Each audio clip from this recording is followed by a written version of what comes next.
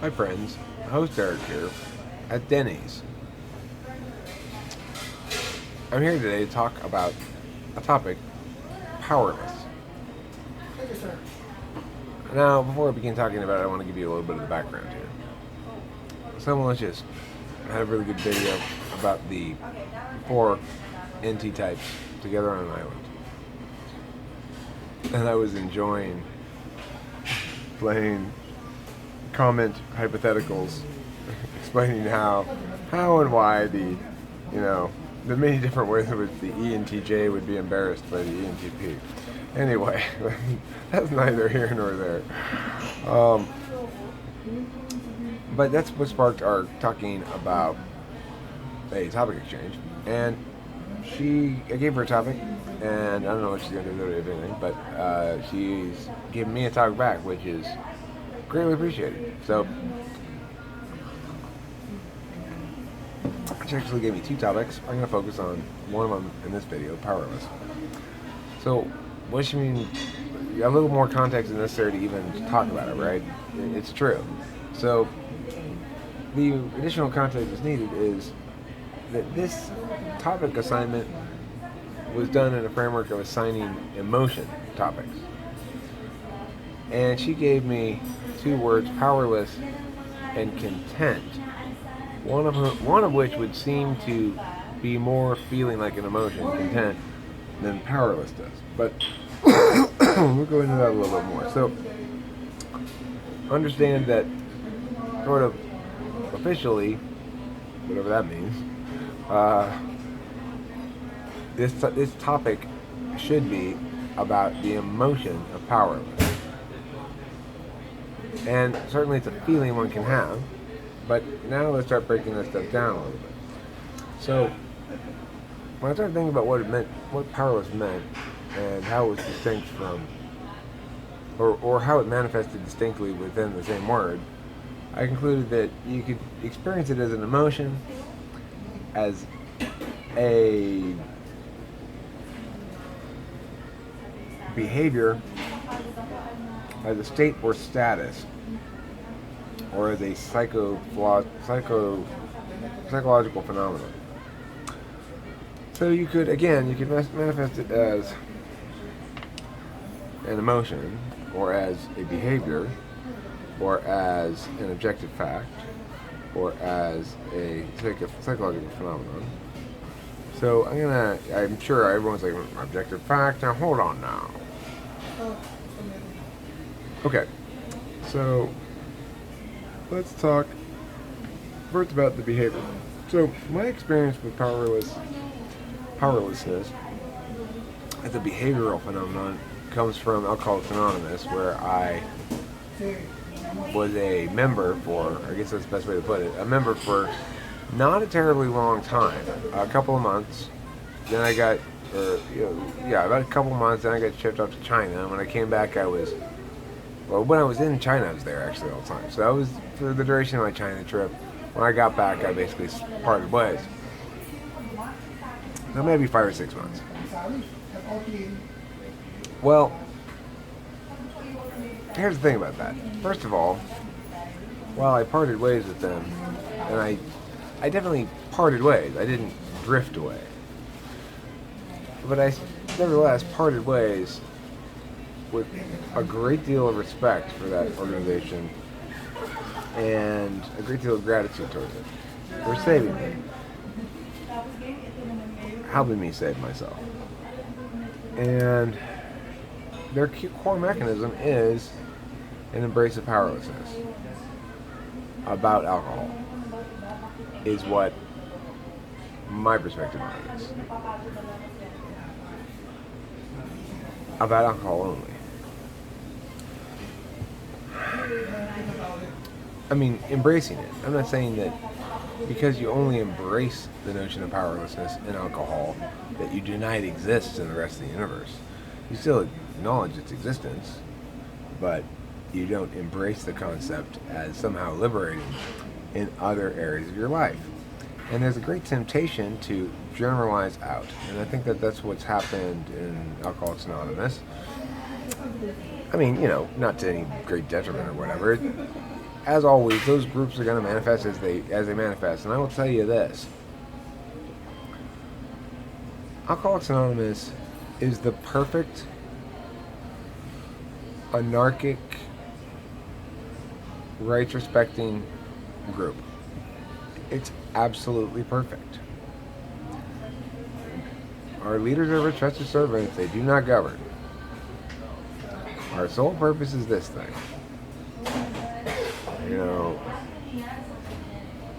We have no opinion on outside matters. We do not advocate for things. Very Curtisarian. Extremely Curtisarian. I didn't have it in mind at all when I just made the connection right now, actually. When I wrote Gospel of the Pantheon, it was... I didn't have an alcohol problem. I had another kind of problem. So I had a drug problem that was sufficiently engaging, I guess, that I really rarely drank alcohol at all.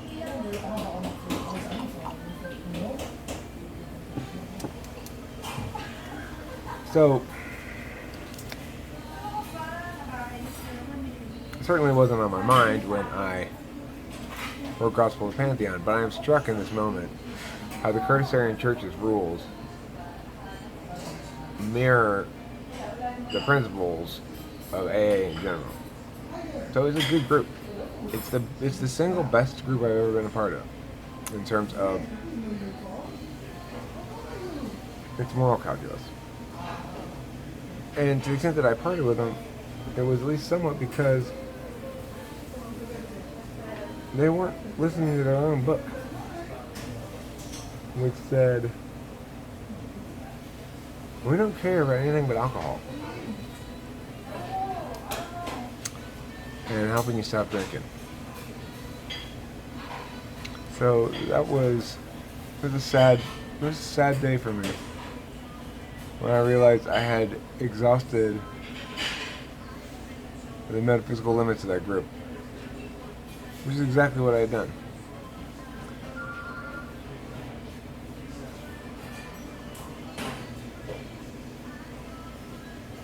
And it saddened me because it meant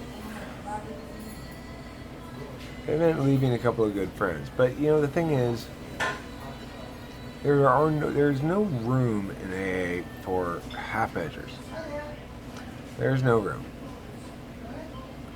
And there's no possibility of success if you attempt to make room with alcohol, specifically, like your half measures. The problem is, there's no room for half measures, even in matters where there should be room for half measures. And ultimately, they're going to run afoul of the truth to an extent where I can no longer affiliate with them. And that's exactly what happened.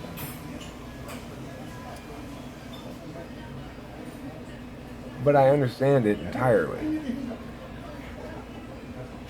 They've gotten all they need. They don't need anything more than that. And I get that. I'm unusual, I think, in that regard. I need more. I need more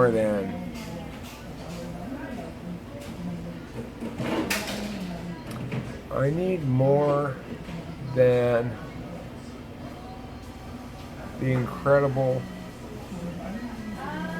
rewarding, full, rich lives that you guys have still. I need more than that.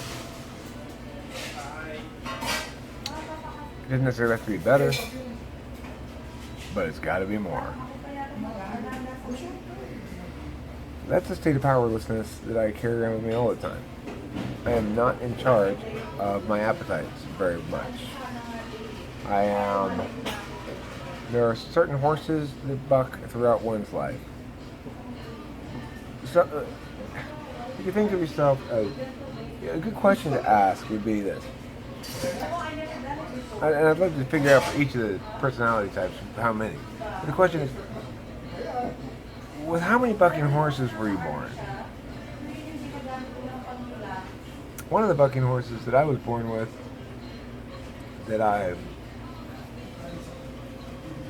didn't even understand this at all until the last couple of years. That I've been spending my whole life desperately trying to learn how to ride is any in the dominant slot.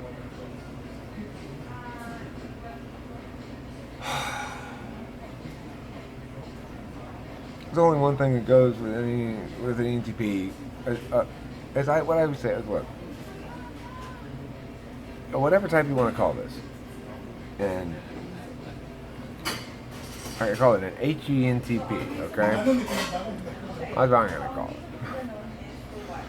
An HENTP is a hosteric ENTP, and Melissa's one, just like me. We're the same kind of person. Delilah's more different from me than Melissa. But Melissa's... well, she's a chick, you know? So, that's where we're different, I guess. The reason that we're different is because she's a chick and she's more feely, you know? She's just more feely. Sorry, Melissa, you're more feely. No offense. I'm highly feely for a ENTP, I think. I would say I'm probably more feely and less sensy than most ENTPs. Most ENTPs probably have a better grasp on their schedule and stuff. And okay. Now, the HENTP is ADD, and this is the experience of life. You're naturally good right from the womb, but you have no idea. You assume you're the same as everybody else at talking and hearing words specifically, understanding words, utilizing them in all sorts of different ways. And somehow you make it all the way through till you're, I don't know, 30 years old, nothing more, 45 years old, 44 years old, 43, I don't know. You make it all the way there somehow, still not believing what's right in front of your face. It's amazing how much doubt in ourselves we can muster, and for how little reason.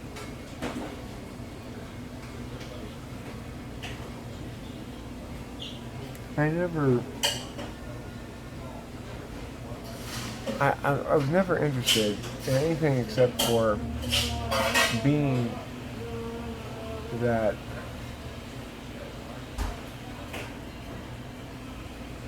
I was never interested in being anything but the entry that, like, okay, here's all the entries. Here are the kind of crappy ones. Here are the medium ones. Here are the really good ones. And here's the small group of great ones we're going to consider for the award. And then there's Eric's, and that one is so much better than everything else that we automatically give it the award and just, Jesus Christ, dude, all the attention's on that now. Nothing else matters. That's the only thing I've ever been interested in accomplishing. Not just being recognized for my achievement, but being recognized as superior to others in direct comparison.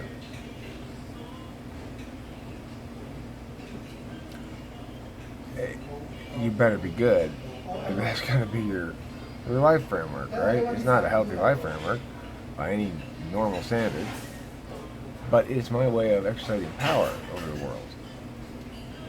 When I feel powerless as an emotion, I would say it was tied most recently to my bills, my electric bill, and getting the electricity turned off and having to pay all that money.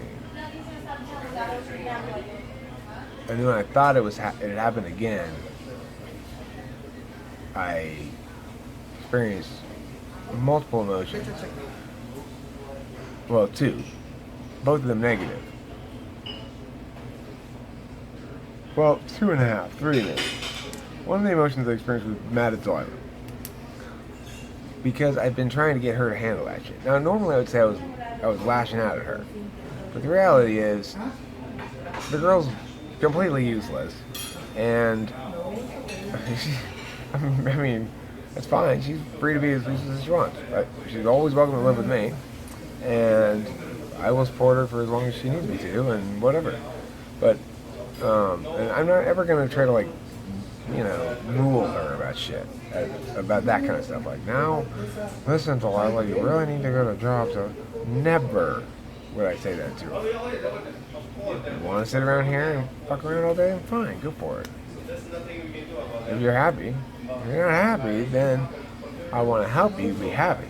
I don't want to shame or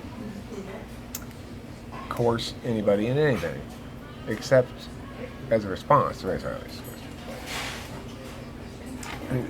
Sir? Yeah, great. Would you like more coffee, sir? No, I'll be fine, thank you. Would you like coffee to go? Huh? Coffee to go? That would be nice. Okay, I got you one. Alright, thanks. Okay. Can you please? Oh, yeah, sure.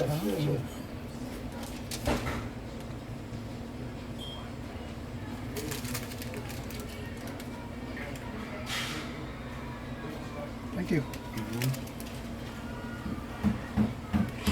Okay.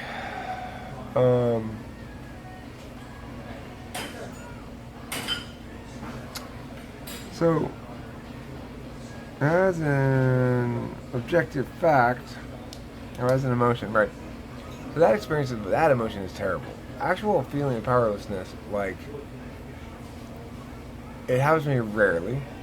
When it does, it means I'm fucked, probably. In some way. It means something bad happened. Something bad happened, for sure, if I'm feeling powerless. Because my always reactive notion is to find the escape route.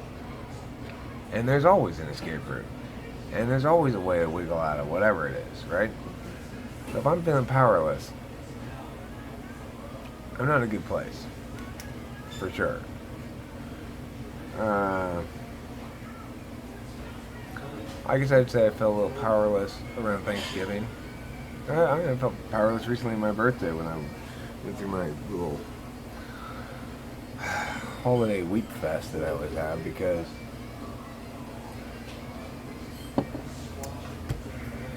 I can't even talk about it without starting to cry. It's ridiculous. It's when I get to hang out with my family again, my old family, you know?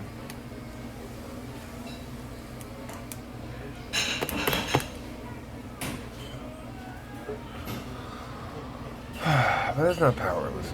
I mean, look, so right now I'm powerless over the feeling of grief for a moment. Until I identify it again, name it. Oh, it's grief. It's grief over loss.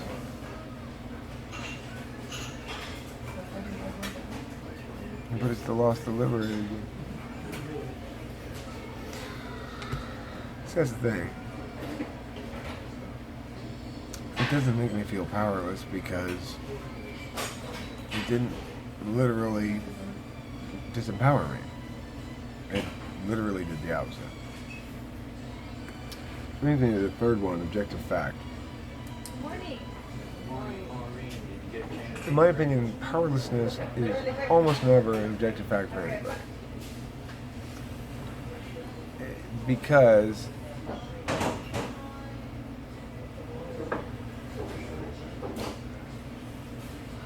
well, let's put it this way.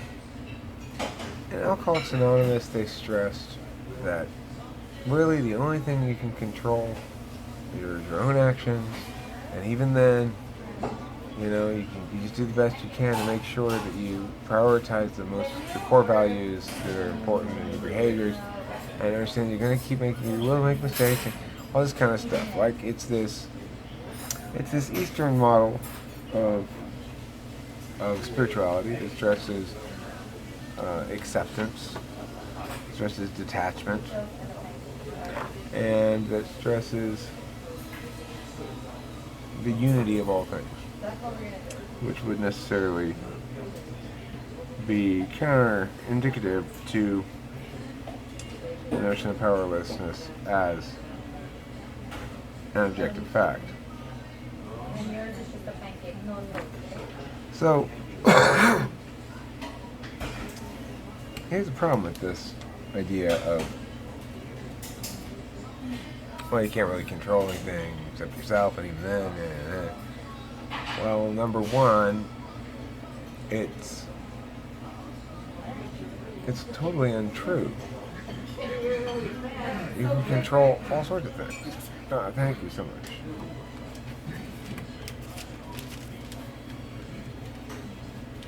Okay, you need to sign this? Say please. Okay. That is so selfish should be.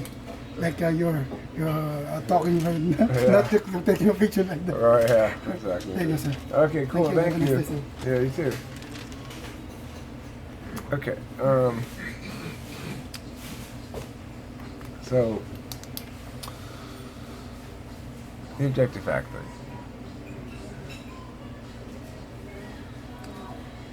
Because it mistakes in what power and powerlessness really are. To say that one is powerless is to say that one is out of possibilities regarding a certain thing. And that almost never, ever, ever, ever happens. Because you can always go out of the box and go, okay, well, I seem to be out of approaches to this problem that I'm having with my big toe. Perhaps if I change the surface of the ground everywhere, I'd solve my problem. Well, it's not probably a very practical solution, but it's a start of thinking about things differently. And figuring out whatever it is, whatever this thing you're feeling powerless about, if it's really a potential bomb, then it ought to be a potentially huge asset as well. Because those things tend to be all about the framing. So, like, I may have been powerless to stop my wife from leaving, but that was because I wasn't willing to make certain compromises. And she wasn't willing to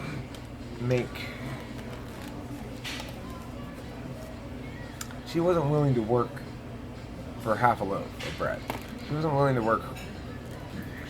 do the hard work that she foresaw herself needing to do if the outcome was going to be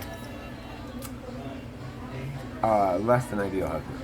Anyway, she didn't find it of value to say, well, why don't we both meet somewhere in the middle? Neither did I after a certain point, you know what I mean? And the reason being, of course, if your spouse needs you to change so much for you to be acceptable, then that's a problem. Now, granted, I was powerless to change that. Powerless to change her needs. But it doesn't mean I was powerless to change the outcome. But it would have been pointless and stupid and nonsense and incredibly short-sighted to try to use powers to change that outcome, because ultimately it's not the outcome that nature intends. So a lot of power is simply having a good sense of where the paths are, you know, where the spots of resistance are, or where the spots of no resistance are, and most importantly, of all things, for sure, knowing what the strongest arguments are. That eliminates powerlessness, right? Because when I walked into the DMV yesterday,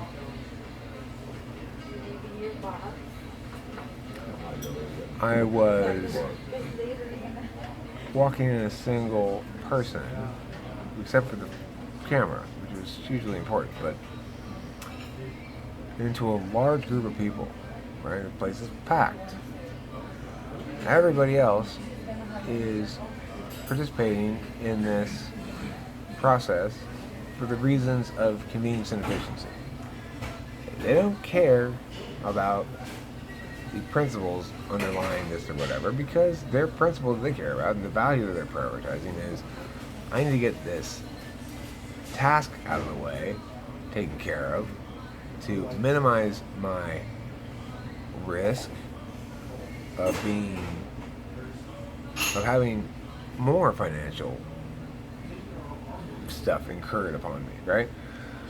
So that's how most people are feeling it, and even the ones who are fussy like me probably don't feel like that's the good battleground. Well, we can fight our battles in places where we're more obviously right, or something like that, you know. But for me, it was inconceivable to me that I would go in there and lose that argument. It was impossible. It's impossible that I would go in and lose the argument because I know too much about it. Nobody there has any ideas about it. And if they happen to have some like philosophy PhD working at the DMV, because that's what you do with a philosophy degree, and he was some stunningly brilliant philosopher and legal scholar and deep thinker regarding social dynamics, social policy, governance in the individual, yada yada, I would still wipe the floor with him. It would be slightly less unfair. So, in that context, you can walk in there and you can do it. And I couldn't have done it a year or two ago for sure. No way. I couldn't probably have done it without the camera, although it would have had to happen naturally. You know? That just certainly pissed me off. Then it would happen without the camera regardless, you know. Because if they make a really dumb argument or say something dumb, I'm coming down on them like a house of bricks. They all, 3 people in a row, tried to tell me I couldn't film it there. They didn't say, we would like to ask you to stop filming here because it makes me personally feel uncomfortable, but I understand if you don't want to. They didn't say that. They all 3 in a row, 3 of the government officials in a row told me a bald-faced lie. You can't film in here.